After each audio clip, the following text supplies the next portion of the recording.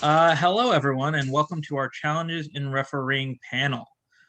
We got a great panel for you today to talk about kind of the hardest things we have to deal with as referees and how to get around them and improve ourselves.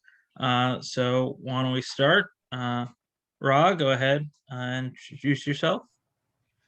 I'm slightly disappointed that I've known you for this long and you just mispronounced my name. Sorry, Ray.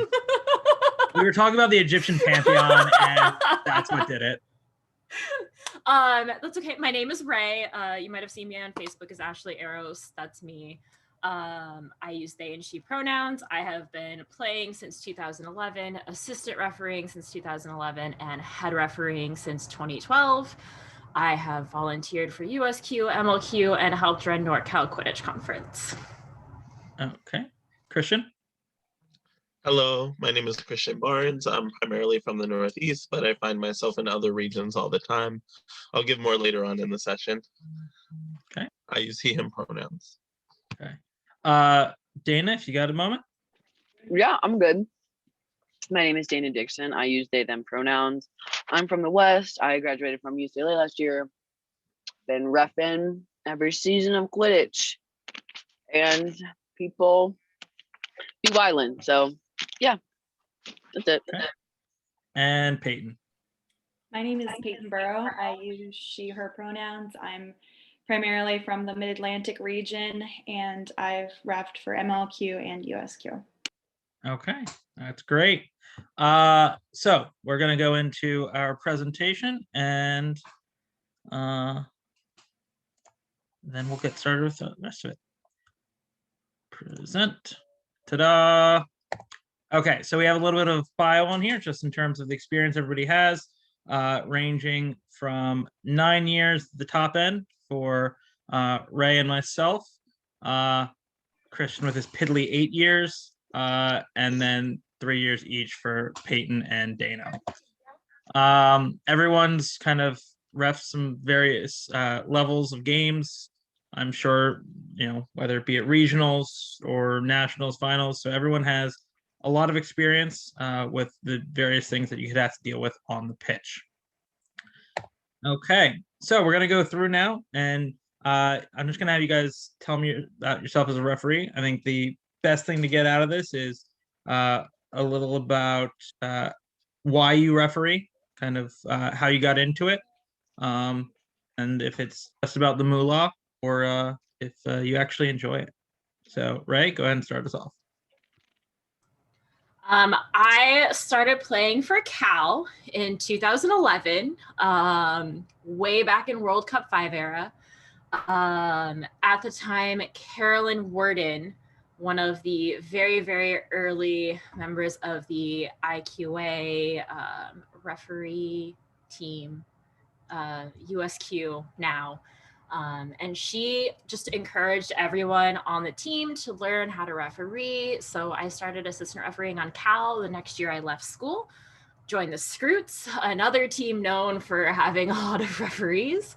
And so I started head reffing that year just to kind of like help my area, help my region. There's always been referee shortages. So especially back in 2012, that was the first year of certification. So I took the handwritten test that they talked about in the last two referee panels, passed that, and then did my field test, passed that, later became a USQ proctor, later joined MLQ, and I started refereeing to help my area and help my region, and I just kept refereeing because I like refereeing.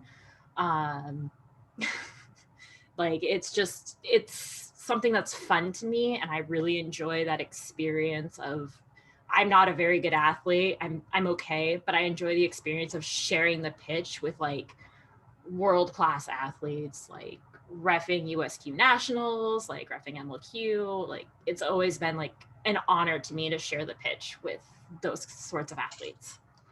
Okay, Peyton? Hi, so I got into reffing. I began playing for UVA Quidditch in 2017. My first semester in college, I showed up to tryouts and made the team. And I remember going to my first tournament at Maryland for Turtle Cup, and that's where I was told like, oh yeah, you're gonna be goal reffing for every game because you're the first year, you're the freshman, so goal reffing, go team.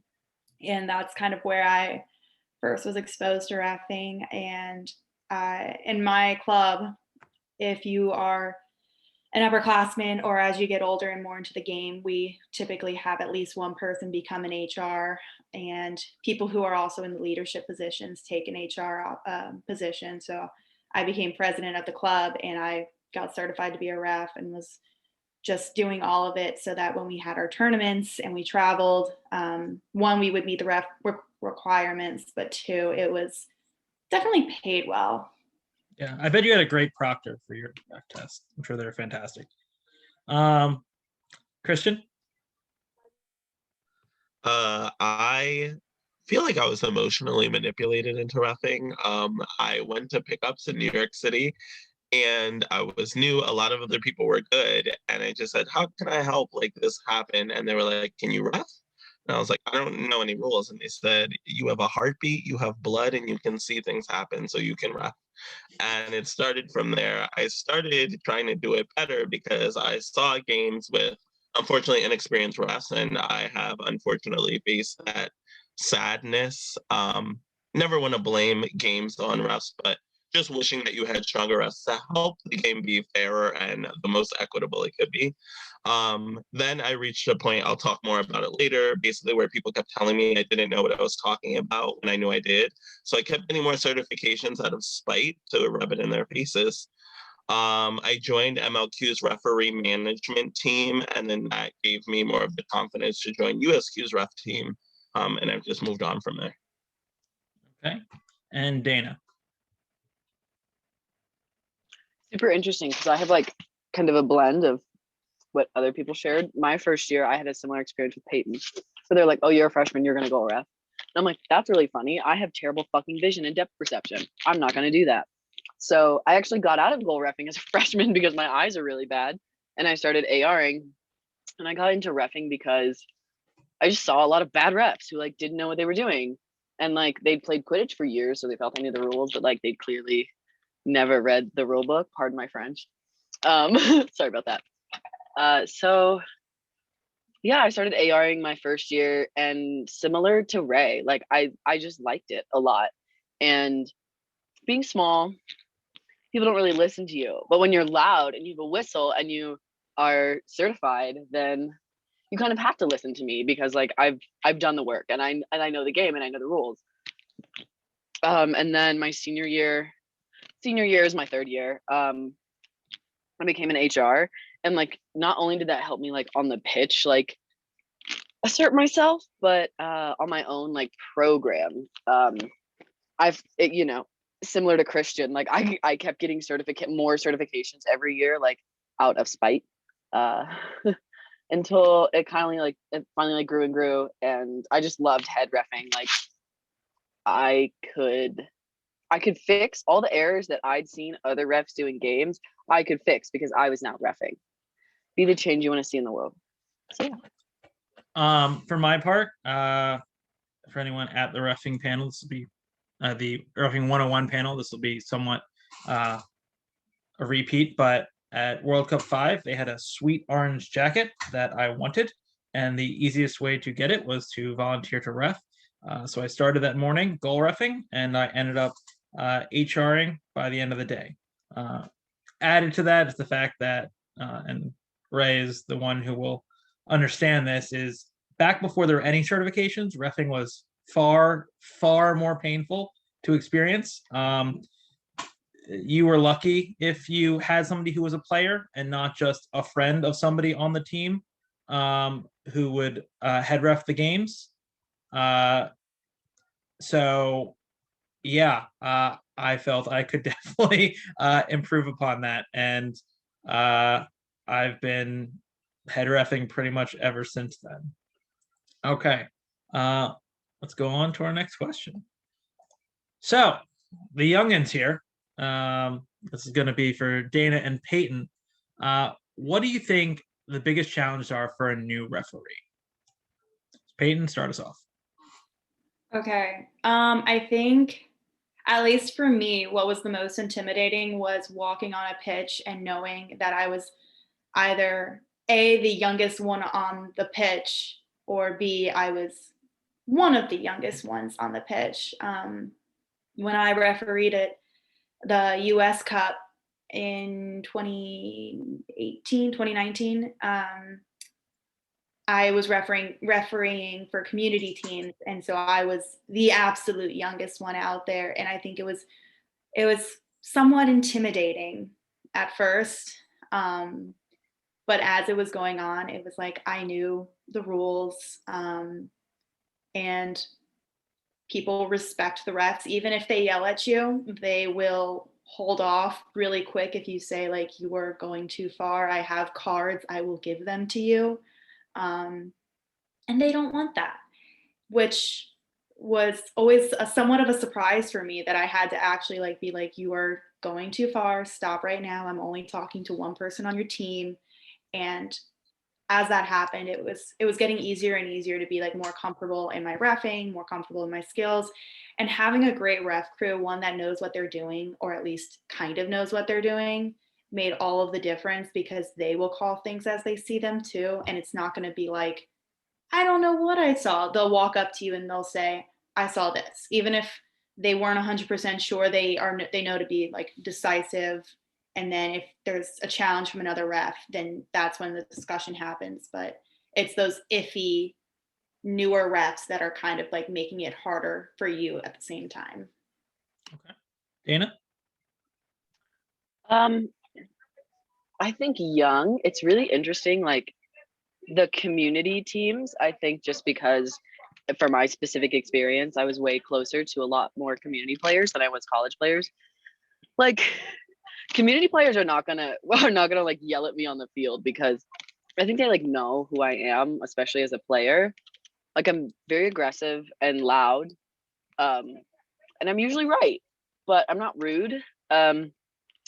And so one of the biggest challenges, I don't want to say is like finding your confidence, because I've been playing Quidditch for like 3 years, like year round, super into it. Like I know the rules. It's just for me, it was a matter of applying like the words to like what I was seeing. That's like the hard part about like a referee, is because like, yeah, you can read the rules and like know the words like exactly, but how does that translate in real life when there's like balls flying everywhere and you don't have a good angle and all this? And I think that's where like experience like comes into play a lot, which when you're younger, you may not have as much experience of like applying the rules.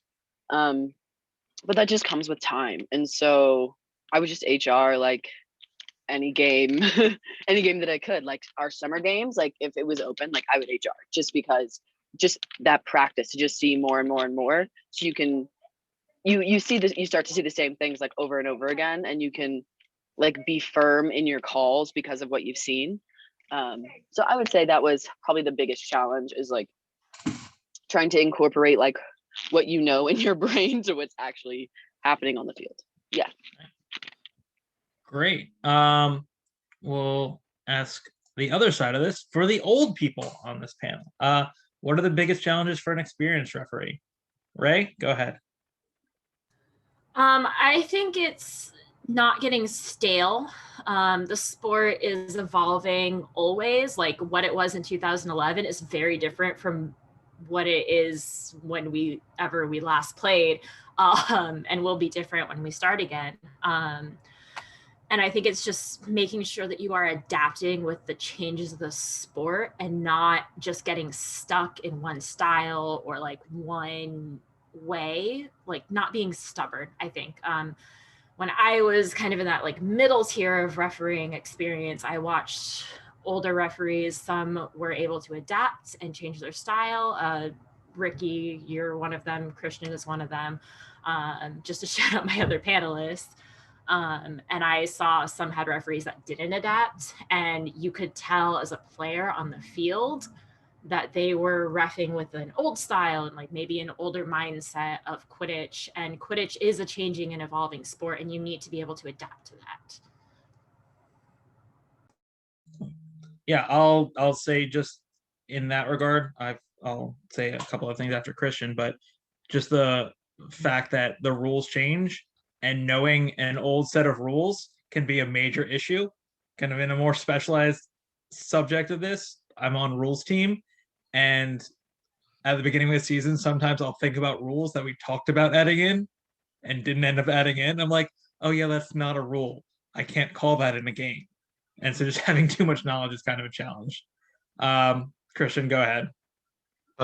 First I'll just say that it's funny. This is like one of the few places where I've actually been like relegated to an older referee. Yeah, and that goes to respect level, right? Because for a long time I just wanted to stay as an LAR, so people just didn't see me as a referee. But I think bigger challenges are you've been reffing for a long time, you feel masterful for what you know, and then a new rule book comes out, a change log comes out, or even just a new definition for something that you've called for a long time. And now you need to be the learner again, and you need to make sure that you're double checking that mastery. I think the other thing is that we get a lot of referees who become very experienced, but only ref in one area. And then when they go to another area or go to nationals, it's like they have to reprove themselves to sometimes players, captains, and coaches who haven't read the rule book at all, but think that they have a place to tell you that you don't know what you're doing. And you have to balance that because you still need to be professional on the field and not be biased against the master. Yeah. So the other kind of two things that jump to mind for me is overconfidence, which kind of feeds into what Ray was saying.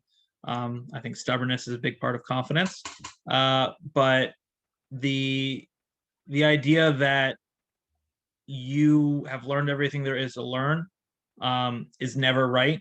I have never refed a perfect game of Quidditch. I never will ref a perfect game of Quidditch. And the first thing I ask myself at the end of the game is, what did I do wrong? And it's not, I'm trying to beat myself up, but I'm trying to keep myself from not improving. And then the other thing is just how many people I know in Quidditch. At this point, I know a lot of people on a lot of teams, and more people than that know my name, and I have to pretend like I know them because I can't remember everyone's name. But I see styles of play. I know things about how people play, and I try not to let that work its way into how I ref, because it is an unfair like bit of knowledge, because everything should be judged based on the game that I'm reffing, and not that I know somebody tries to like roll back every time. Like I should have the same fair knowledge for everybody. So avoiding that is sometimes a challenge as an older ref. Okay. So that is actually a good segue into what are some biases you might have and how can they affect your calls? So Ray, go ahead. I think something that I've had to work for is big man bias too. I am a smaller person relative to Quidditch. I'm tall, but I am small. And so just learning like what looks like a hard hit and what actually is a hard hit, plus overcoming my my internal biases that we've talked about before regarding race and gender, ableism, all of that. We've talked about it before in the conference, sorry. Just societally and in Quidditch. Like I think that's part of it. And I'm looking at the chat too. So I'll read it out. So wait, if you know a player will break the rules from past experience, does that mean you shouldn't watch them extra careful? I would say you shouldn't watch them extra careful with an asterisk. You don't want your past experience to limit the player's potential. You don't want to watch somebody who is notorious for back tackles, specifically for back tackles, because then you might miss another call on somebody else. And so that is something that you need to be aware of internally, and just make sure that you are being consistent about. Yeah. Dana? I kind of struggle with like similar biases that Ray does, because we're from the same region and both small. And I really liked what they said about not specifically watching somebody, you know, for back tackles, forward back tackles. Like, that's also something I like really have to like get in my headspace for when I talk a game. Before a game, I get like in my zone. Like, I talk to the captains, and I tabula rasa, like blank slate. Like, I know the histories, but that doesn't, like, that's not your destiny. You know what I mean? Your history's not your destiny. Kind of existential for refereeing this early morning. But for me, it's not necessarily about like the size. It's just like men in general, because those are my own internal issues and biases, like towards men. But also, it's really hard when you know the people you're reffing like really well. Like, these are the people you see at every tournament. You know how they hit, you know how they are, you know they like really walk the line, and you have to force yourself to not be prejudicial. Like, I don't know, I think of it like a legal sense. You know what I mean? Like, you can't go into it with a prejudice. You have to go into it like open, you know, innocent until proven guilty. And that's kind of how I think about refereeing. Like, yes, I've seen them do that before, but have I seen them do it this game openly, clearly, like against the rule book? Like, no. And I'm letting my past like judgment and experience like cloud that. So that's something I just really related to what Ray was talking about, and I to really focus myself to stay present and not view with prejudice and bias. Yeah. Christian? Before I talk about like what I think affects me now, I do have to say that like when I was crossing into like being a more experienced referee, I was very much trying to get some of my other teammates and in my area, female referees especially, like to be out there to be reffing. And I thought that I was helping them in game. I'd try to like draw out more explanations from them, because in my head I was like, yeah, like if I get them to explain more, other people like listening and watching will like believe them more. But what I was actually doing was like setting the standard higher for what they needed to do to prove themselves than I was like doing from other referees. And I do see that a lot from people who like will not think that that's bias. And I really do want to speak truth to that, that like it took until like I was having more conversations with like some of my teammates on my team about their experiences with refereeing until I realized that. I think right now some biases that I might have is like, firstly, I think that chaser play is really boring. And something that I've been trying to correct is that like I watch beater play so intensely. There are many pictures that you see online of me like doing it. And chaser play, I'm like, yeah, you know, like they have the quaffle, they're gonna run and like throw it at the hoop. And I need to make sure that I'm correcting that. I need to be giving that intensity and that care to everything that happens on pitch.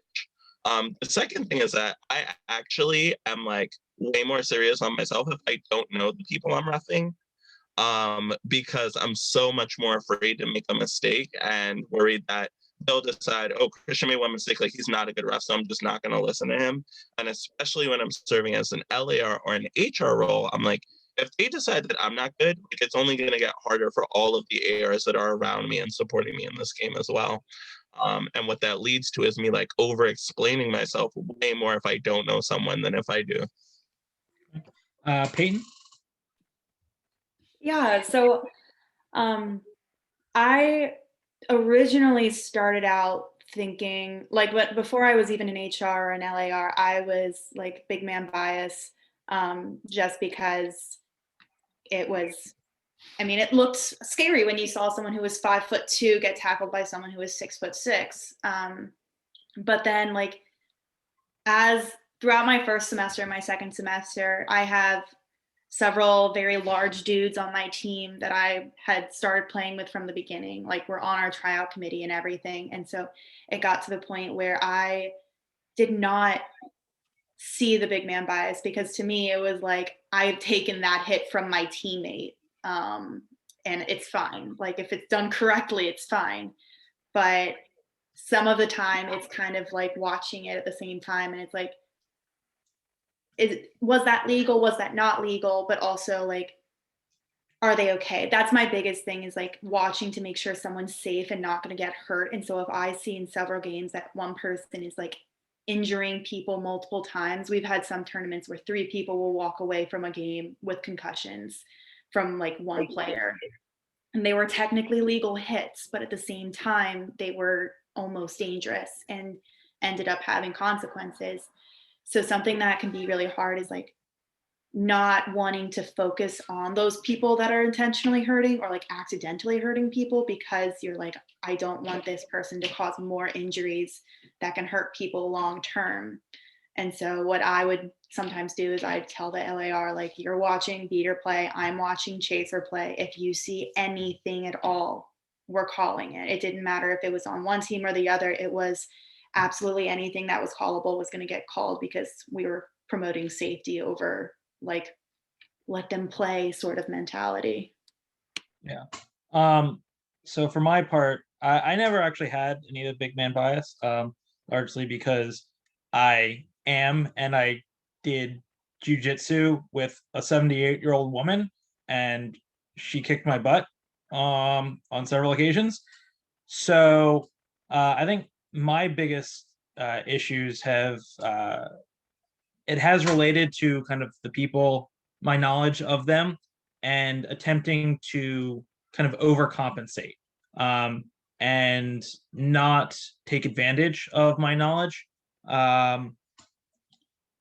And this shows itself really well when I'm actually testing other referees, in that if I failed somebody twice, not holding their past performance against them.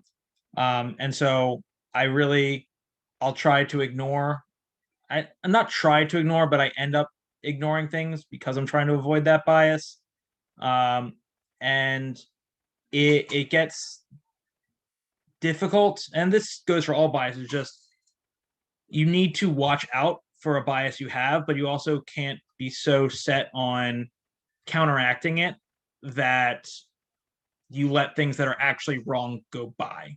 And so to what Ray said about not holding people to a different standard if you know they back tackle a lot before.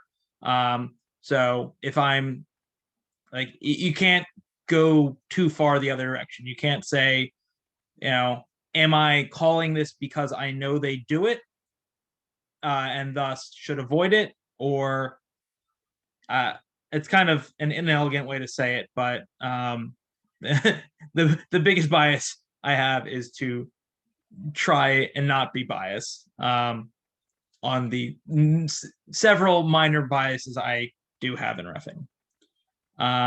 And any player who despises me at rest can go ahead and disagree. That's fine. To which I will bring us to the next panel, or the next question. What are biases leveled against you? And how do they affect others' perception and treatment of you as a referee? This can be, if you think they're personal, racial, gender biases, anything like that. Go ahead. Peyton, why don't you start us off? I think initially it's definitely been like, I'm a girl, I don't know how to ref. And especially with having people who are older than me, like me reffing for them, they will think like, she has no idea what she's doing. She is completely inexperienced, hasn't played this game for long. And it's like, you don't need to play the game for long to know the rules and to know them well and to enforce them. But I have received a lot of verbal abuse from the start. Like when you're first being a referee, there's almost sort of a test period for teams to see what kind of referee you are. Like, how much are you willing to take from them? How much can they yell at you as a team before they get in trouble, and whether or not the team can yell at you.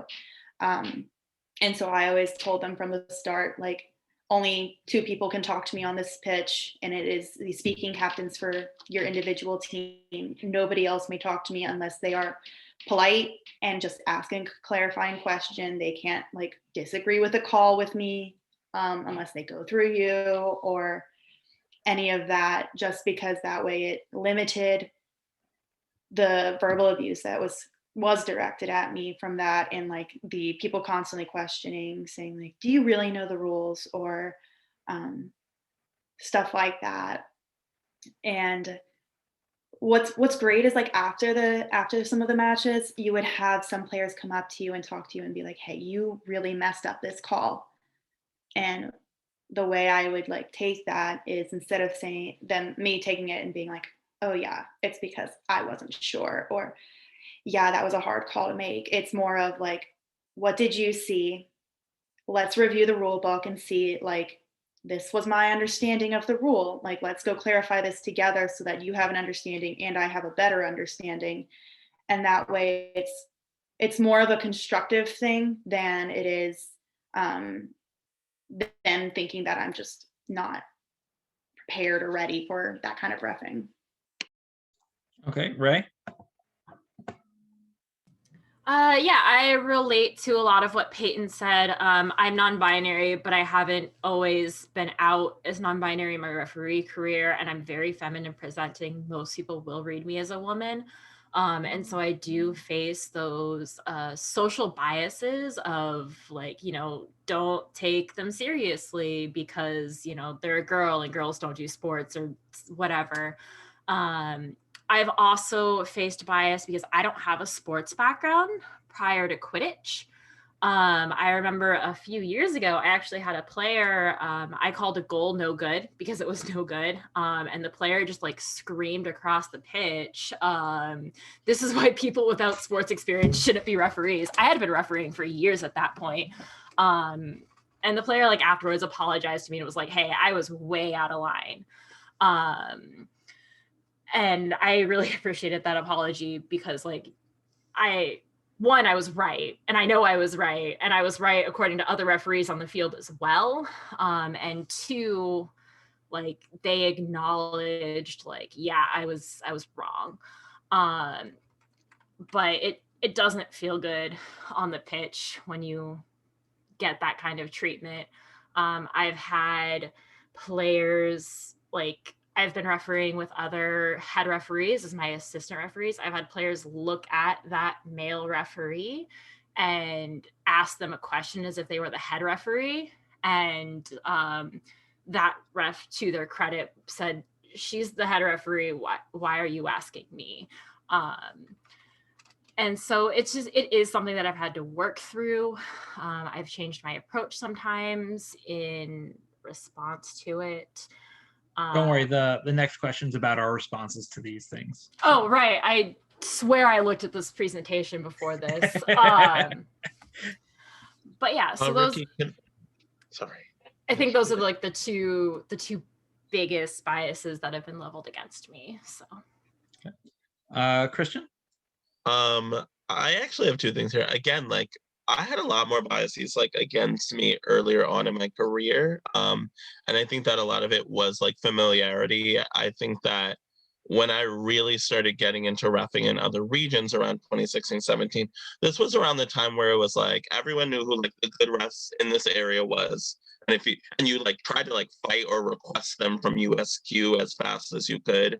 And then if you like didn't get them, then the game was, I'm going to be rude and yell at the other ref that I get as much as I can so that they'll call things my way or be scared. And I literally would come under the pitch and I'd ref and I'll be like, well, I trained for this. Have you actually like read the rule book or are you just challenging me to try to get the card gone? And I started reffing in the Northeast. So I'm very used to many speaking captains just trying to confidently yell at me to get me to change my call. The reason why I wanted to answer this question though is that what I see now is actually that like a lot of people are like positively biased towards me. And what I mean by that is that they assume that I know what I'm talking about. They assume that I'm doing, and they'll do very like uncomfortably unacceptable things to other referees that are on the field, and then not to me because they know me. And I'm so happy that Peyton joined this panel because I've reffed with Peyton so much during her career, and like that's been amazing. But I remember very specifically at Cavaliers Cup, I want to say fall of 2018, there was a player on a team while Peyton was refereeing, and I was refereeing with Peyton as LAR. So I had the team sidelines, and they came up to me and they're like, yeah, she really doesn't know what she's doing. Like, ugh, like it must suck to only be able to LAR this game. And I was like, actually, Peyton's a better HR than me. Like, I don't know chaser rules at all, and Peyton's been calling this game great. And like a bunch of people on the team like started laughing at him. And I don't like shaming people, but I was very happy to see him get shamed there because it's one of those instances where like people will assume that some of the rest in our community are gonna like join in on this collective shaming and like just not realize these biases that they have. And I really need to call on like more of us, especially like our male referees. Like we have to support them because we have that ability, so we have a responsibility to work on that. Okay. Dana, do you have anything you wanted to add?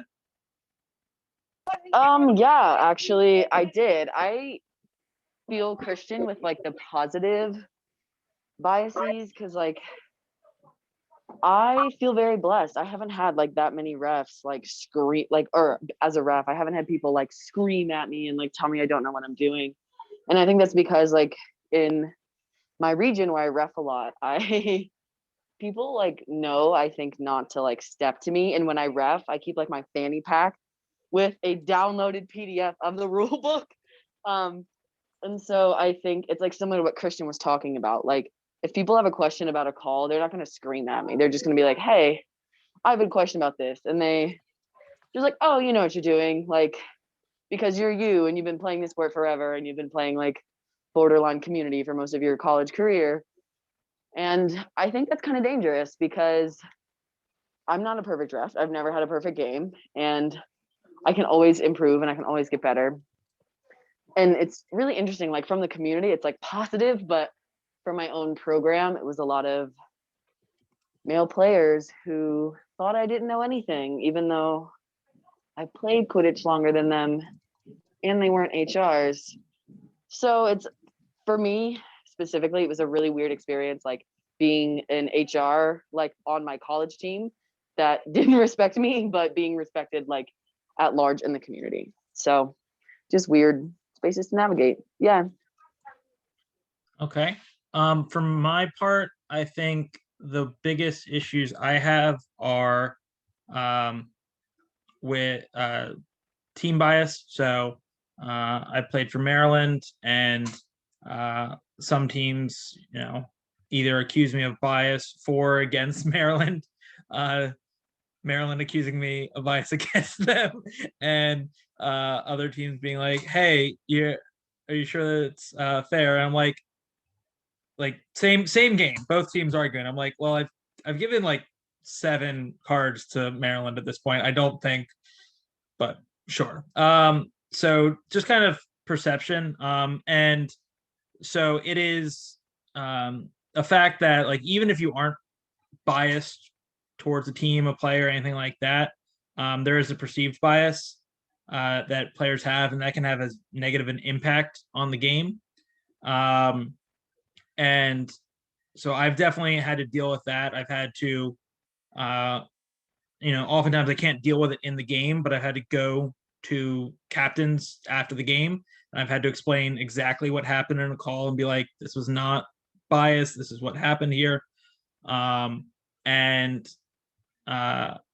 whether deserved or not, I haven't had to deal with a lot of the second guessing based on gender or sports background that others have, which is BS. But I also came from a time where it was a lot more acceptable to be a terrible ref. So that is another fortunate thing where if you could see and hear, you were really doing great as a referee. And so, yeah, I think team bias is the biggest one that I've had to deal with. Okay. Next question. Ooh, skipped one. No, that's not supposed to be there. Go back. Okay. How do you deal with criticism of you as a referee on and off the pitch? And we've got about 10 minutes left in the panel, so we're gonna do lightning round on this. Ray, go ahead. I like criticism, founded or unfounded. I think even unfounded criticism has its place, and you can always learn from it, even if it's just how teams and players and other referees perceive you. I have gotten conflicting criticisms from the same game. I had refereed a USQ Nationals game, and I got criticism that I was both too communicative and not communicative enough in the same game. And that's good to know, like the different perspectives that they have, even if I don't necessarily agree, but it's good to take into account. Okay, Peyton. So on the pitch, I will acknowledge that someone has a complaint, but I won't like answer it or communicate with it until after the game. And I typically stay around a few minutes after, unless I have another game that's like happening right then for myself or another reffing game that needs to start. So I give people a chance to come talk to me if they have questions or concerns. I've been told that I was calling too many incorrect substitutions because they were substituting and they were walking like 3 feet with their brooms out from under them before going across the line. I told them, like, you can't do that. And so the team that won was like, you were awful, you should have been watching gameplay. And the team that lost was like, that was smart because we really struggle with that and it was a problem. And it was the team that I was like getting onto so much for it. So it's definitely like knowing that I'm calling what I see when I see it. And if my ref sees it, and I can't call things that I don't see, and I'll tell players that, and I'll tell teams that, and that'll typically like, they'll be like, I know, but I wanted you to see it. And it's like, I know you wanted me to, but I didn't. Sorry. And that's kind of how that goes. Okay, Dana. Yeah, when it comes to like complaints, I try to keep it short and sweet on the pitch and save like any real talking for after. So if a player like has a call, I'm gonna say like, hey, I saw this, my ref saw this, this is what we saw, this is the rule book, so this is why I had to make that call. And if it keeps going, I'm gonna say I put a pin in it, never lasts more than 30 seconds, because that's for after the game. And if you genuinely like, there's a very clear difference with someone who wants to talk about a call versus someone who wants to just like yell at you. And if you're just gonna yell at me, I'm gonna literally ignore you and keep going on with the game. But if you have a genuine question, give you a short and sweet answer. And if it's longer than that, we'll talk after the game. But yelling, nah, don't miss me with it. Christian. Yeah, on pitch, I'm very much balancing like communication with teams so that they feel listened to, which I do believe is important, but also with my purpose, which is to be there to watch the game. And I've been very upfront with people. I can't talk to you anymore, unfortunately, because I need to be watching the game. I do try to incorporate using stoppages where I have no information for the ref meeting to check in with those teams. And I think working on that helps make them feel listened to.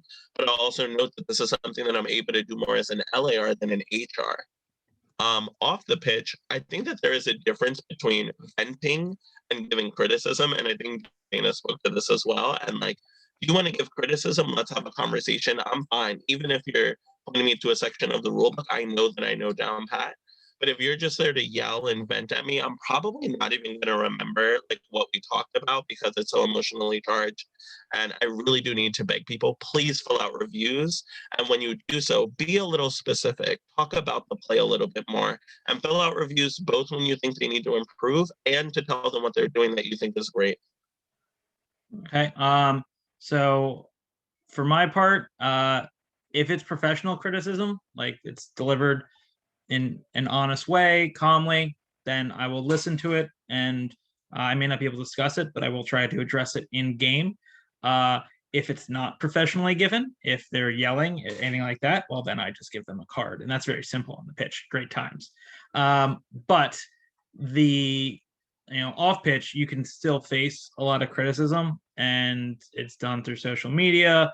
It's done through in person, and for that, it can be more challenging. I mean, the best solution is having other people stand up for you, which can happen a lot of times in forums, which is great. I am a little bit bullheaded, and if the criticism is not valid, I am fully engaged to get into a war in the comments section about it.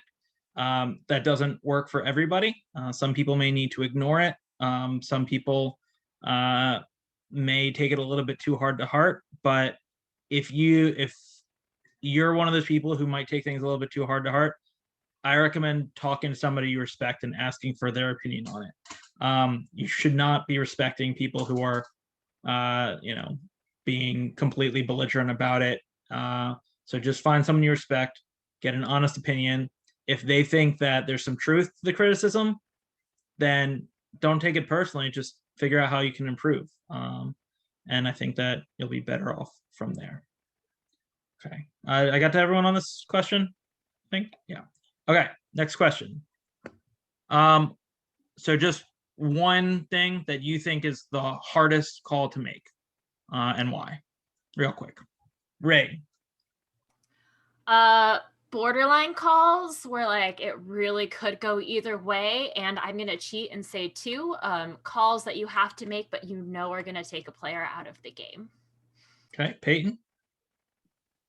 Calls that are affected by the field or the weather, so like slipping and sliding, and the difference between them like accidentally slipping genuinely and them sliding into a player to try to knock them down. Christian. Third bludger interference. If you're close enough to make the call, you're too close to see everything. If you're far enough to see everything, you're not close enough to make the call. Okay. Dana. The call, like for me, beater plays where like my ARs see it and I only see the end of it. I only see people running away. I don't see I don't see the action. So I'm like, I did not see, but I have to rely on my other eyes. Those are the hardest calls to make for me. Yeah. I'm gonna agree with Ray on the hardest ones for me being things that'll take players out of the game. Those are the most challenging. But since you already said that one, I will also say things made by an uncertain AR, because as a head ref, I still need to be the one to make that call.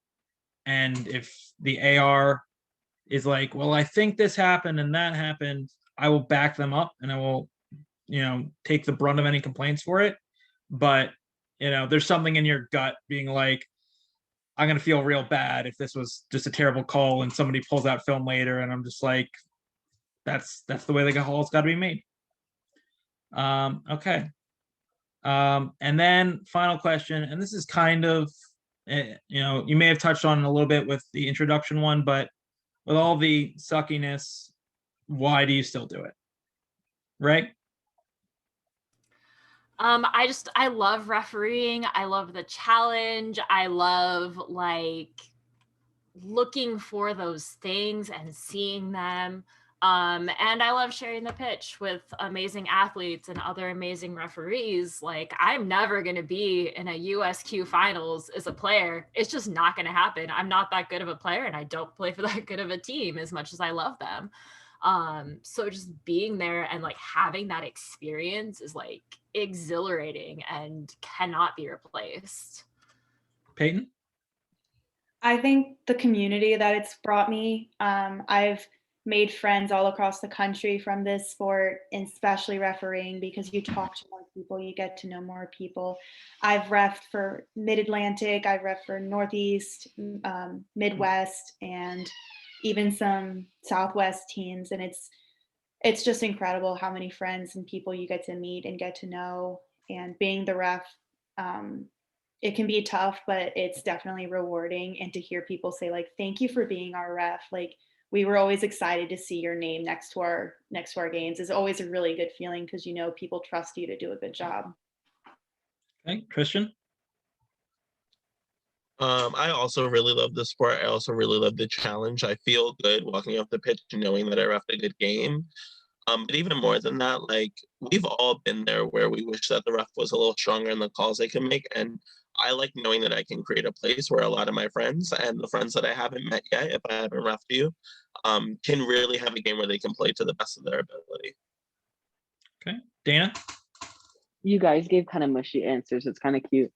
For me, like, part of it is mushy, but a lot of it is like control, because like I have a lot of problems with how many refs run their pitch. But if I'm an HR and I can run the pitch the right way and like set a good example, like I credit Ryan Harris to this like a lot. It was like my freshman year at UCLA, and he certified HR every single year that I like knew him on UCLA.